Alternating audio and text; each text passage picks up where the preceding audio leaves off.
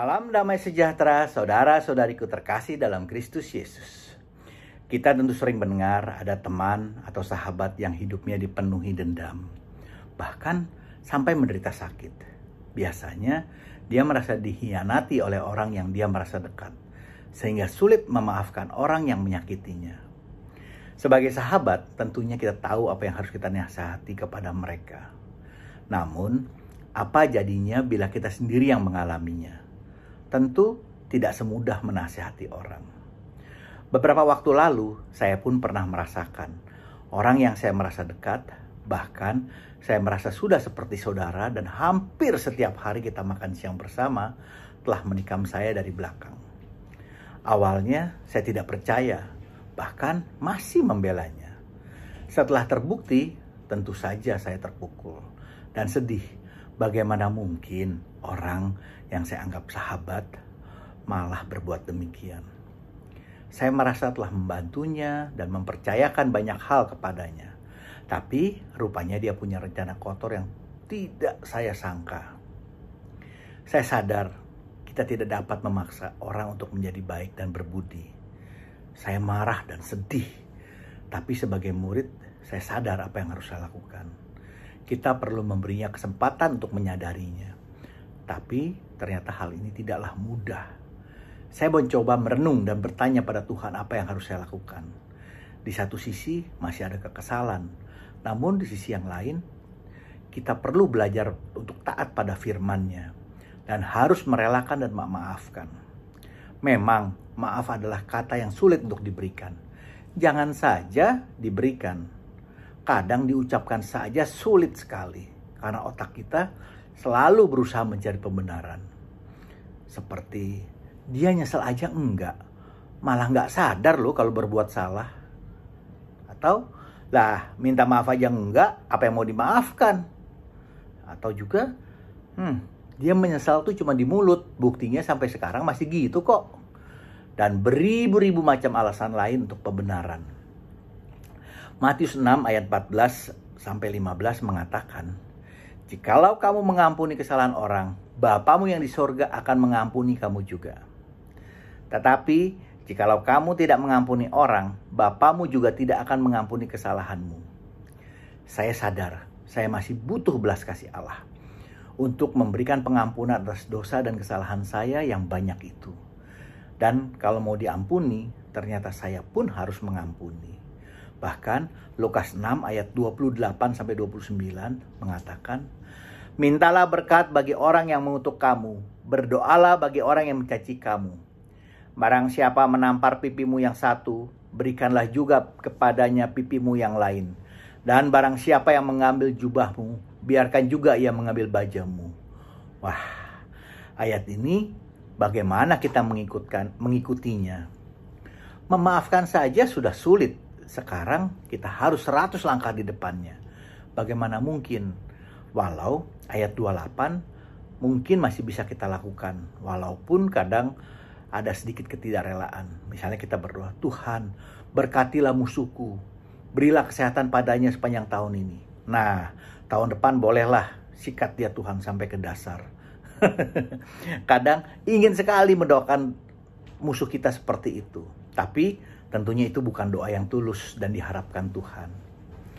Bagaimana dengan ayat 29 yang mengatakan, menampar pipi kita tidak membalasnya saja sudah istimewa. Sudah bukan main pengorbanannya. Bagaimana mungkin kita juga harus memberikan pipi kita yang lainnya kepada dia. Kita tahu, firman mengajarkan kita untuk mengasihi semua orang termasuk musuh kita. Tapi kasih yang bagaimana? Terus terang, bagi saya ini sulit untuk dimengerti. Untuk itu, mari kita coba lihat Yohanes 18 ayat 22 sampai 23. Yaitu saat Yesus ditampar oleh penjaga, Yesus tidak memberikan pipinya yang satunya lagi.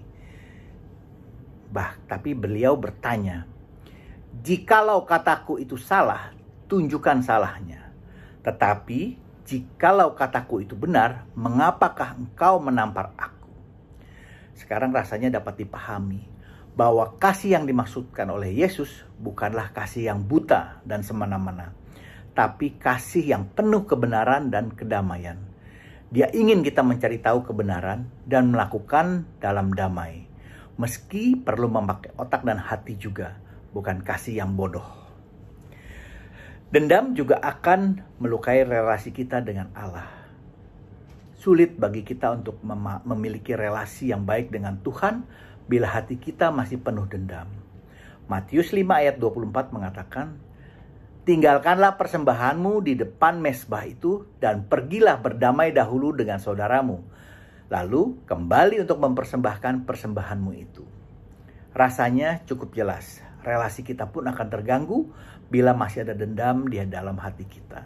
Dan Tuhan pun ingin kita berdamai dahulu sebelum datang kepadanya. Bila ingin memilih relasi yang baik dengan Tuhan, kuncinya berdamai dengan sesama. Memang ini tidak mudah bila kita mengandalkan diri kita sendiri. Tetapi bila bersama dengan Allah, semuanya pasti bisa. Bukankah tiap hari pun kita mendaraskan doa Bapa kami? Matius 6 ayat 12 dan Lukas 11 ayat 4 mengatakan intinya, "Ampunilah kesalahan kami seperti kami pun mengampuni yang bersalah kepada kami." Bukankah kita semua pun butuh diampuni? Jadi kalau mau diampuni, kita juga harus mengampuni. Emang ada yang merasa bersih dari dosa? Saya kok ragu kalau ada. Saya pernah dengar ada orang yang berdoa, "Ampunilah kesalahan kami seperti kami pun mengampuni sebagian besar orang yang bersalah kepada kami." Wah, rasanya itu modifikasi doa Bapa kami yang tidak benar. Karena itu bukan doa yang diajarkan oleh Yesus kepada murid-muridnya. Nah, kepahitan ini harus kita hilangkan. Pengampunan hadir dalam suasana penuh kasih mesra dalam kelemah lembutan. Efesus 4 ayat 32 mengatakan, "Tetapi hendaklah kamu ramah seorang terhadap yang lain, penuh kasih mesra dan saling mengampuni, sebagaimana Allah di dalam Kristus telah mengampuni kamu." Bukankah kita semua mengingini suasana yang demikian, penuh kasih mesra dan saling mengampuni, karena Allah di dalam Kristus telah mengampuni kita. Saya pernah mendengar juga ada seorang yang hidup dengan benar namun memiliki dendam dengan ayahnya yang istimewa besarnya, yang sulit untuk memaafkan ayahnya, apalagi untuk dilupakan.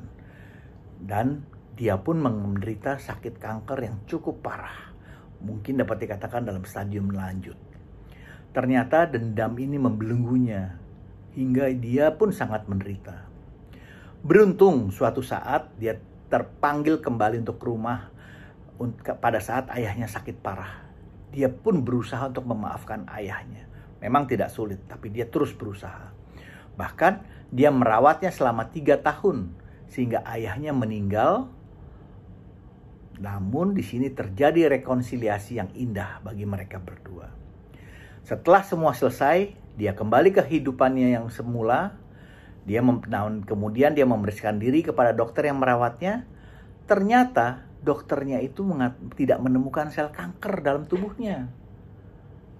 Ternyata sel kankernya itu telah hilang bersama dengan dendamnya.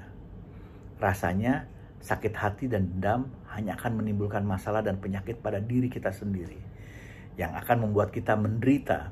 Sementara orang yang kita anggap telah bersalah pada kita belum tentu merasakan, apalagi menyadarinya. Jadi kalau lihat di sini, kegunaan maaf lebih untuk diri kita sendiri, bukan untuk dia yang telah menyakiti kita. Dengan memaafkan, kita mendapatkan ketenangan, kedamaian, bahkan kebahagiaan dan sukacita. Hidup kita dapat lebih berarti karena dapat kasih mesra dalam Tuhan. Dan tidak melulu terpuruk fokus kepada yang telah menyakiti. Bagaimana membalasnya sehingga hidup kita pun penuh dengan dendam. Ingat, saat kita sulit memaafkan, ternyata orang-orang mungkin sudah pernah memaafkan kita. Minimal mereka adalah orang tua, pasangan, dan anak-anak serta sahabat kita. Ketika kita sulit bertoleransi kepada orang, mungkin banyak orang yang sudah terlebih dahulu bertoleransi kepada kita. Dan ketika kita sulit untuk memahami orang lain, ternyata banyak orang yang sudah terlebih dahulu memahami kita. Minimal sudah berusaha untuk memahaminya. Hidup itu sangat indah Jangan kita sia-siakan dengan sakit hati dan dendam. Maafkanlah, ampunilah mereka. Kesalahan dapat dilakukan oleh siapa saja. Anda, saya, dan kita semua. Karena ketidaksempurnaan kita, justru karena ketidaksempurnaan inilah yang membuat hidup kita menjadi lebih excited. Bayangkan kalau semuanya sempurna.